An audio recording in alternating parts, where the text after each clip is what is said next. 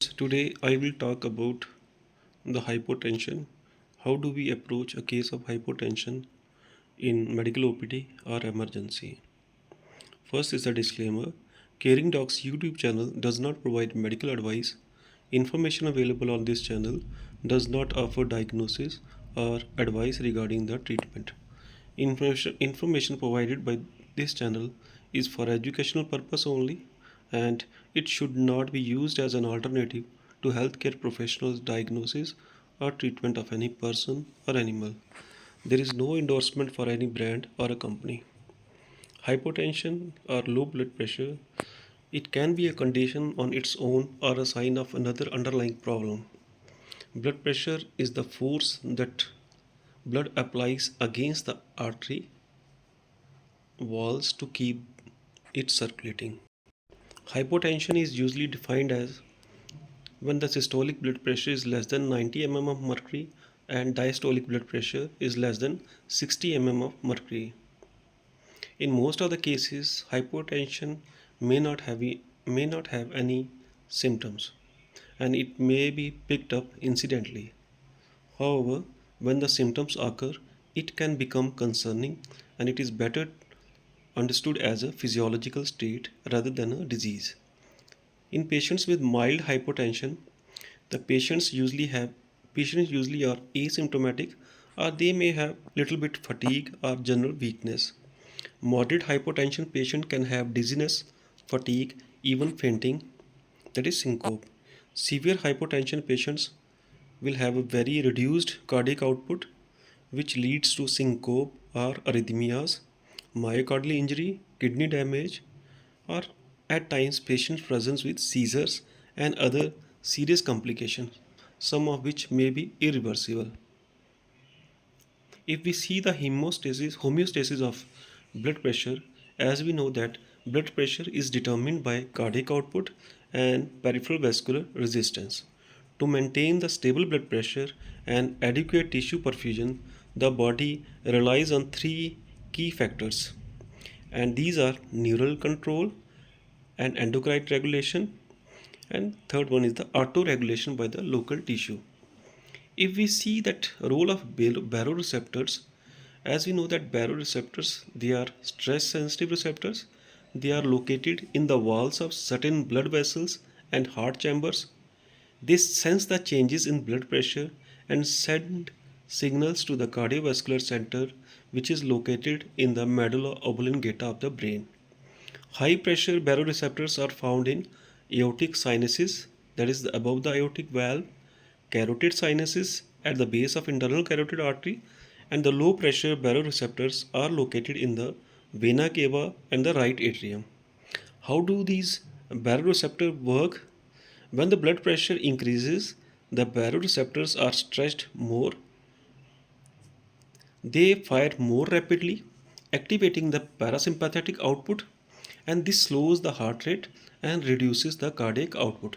At the same time, when the sympathetic tone to the blood vessels decreases, it leads to vasodilatation and lower the peripheral vascular resistance. So the net effect is the blood pressure tends to fall.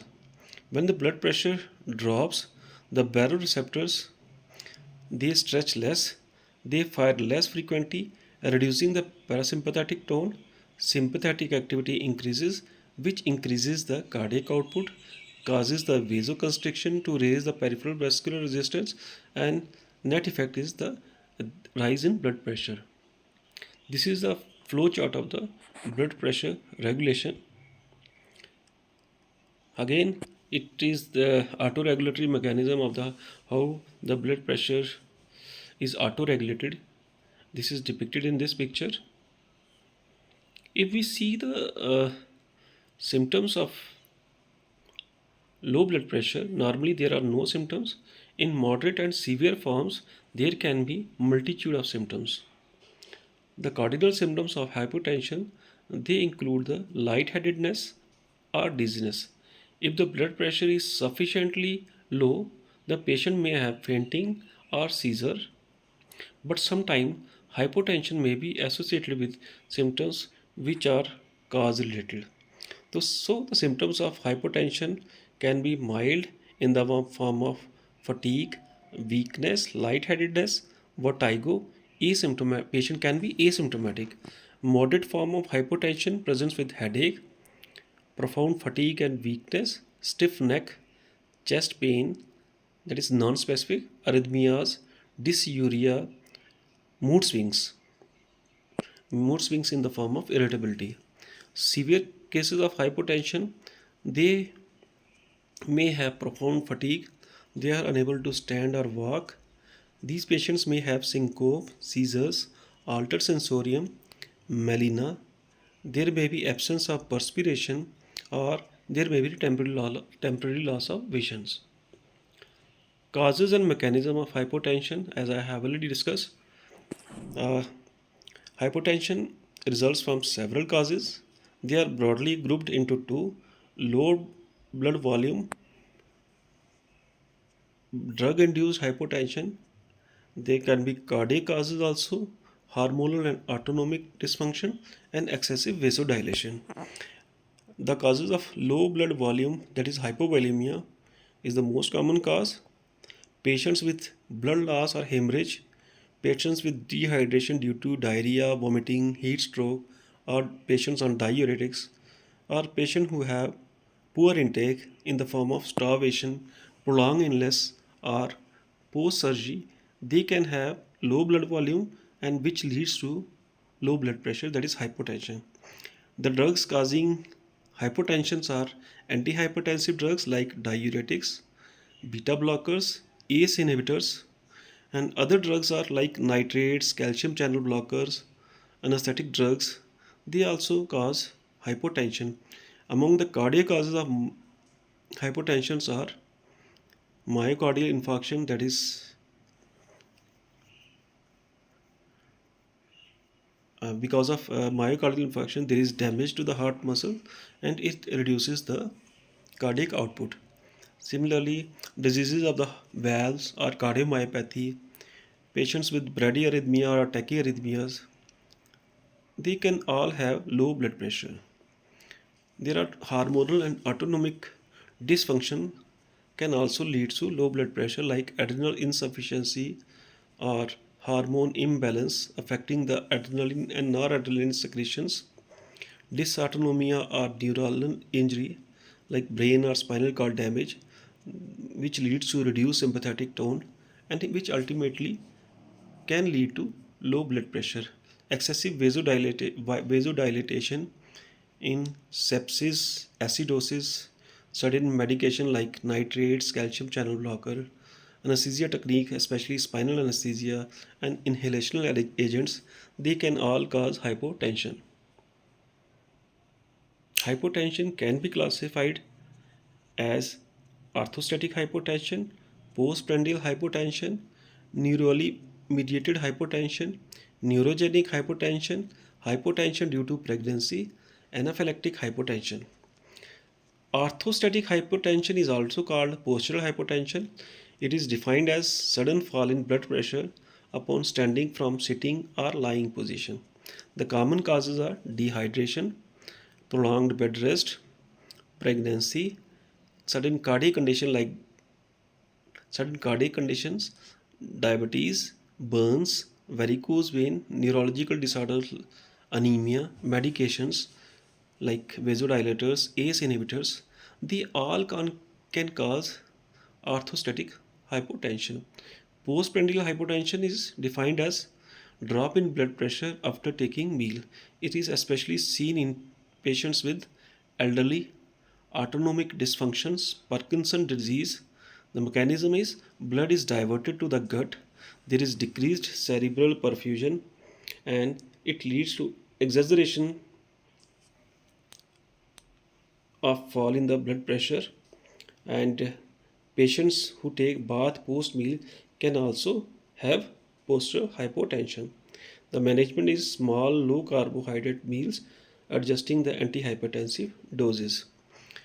Coming to the neurally mediated hypotension, here the fall in blood pressure is due to miscommunication between the heart and the brain, especially after prolonged standing. It is seen in young adults and teenagers. Prolonged standing leads to venous pooling, In the legs, there is drop in blood pressure. Heart sends signals to the brain that BP is high, and brain responds by lowering the heart rate, which further causes hypotension. Such patient can have symptoms of dizziness, nausea, syncope, and sometimes seizures. Coming to neurogenic hypotension due to nervous system damage, patient with cerebral atrophy, Parkinson disease, multiple system atrophy, that is Scheidegger syndrome, there is progressive failure of the autonomic control over the blood pressure, and such patients usually have various episodes of hypotension. Hypotension is also seen during pregnancy. Normally, the blood pressure often falls in early pregnancy due to vasodilatation. So, prolonged low BP in these cases may lead to low birth weight, fetal death, low intelligence quotient at age of 4. Usually, it has been seen that 10% of the pregnant women may have diastolic blood pressure less than 60 mm of mercury. Anaphylactoid reactions can also present with hypotension. The cause is severe allergic reaction, for example, reaction to the drugs, food, or insect bite. There is sudden massive vasodilatation, and which leads to sharp drop in blood pressure. How do we evaluate the case of hypotension? The basic workup is we have to initially investigate. That is, we have to do CBC to do rule out anemia or infection. Metabolic profile.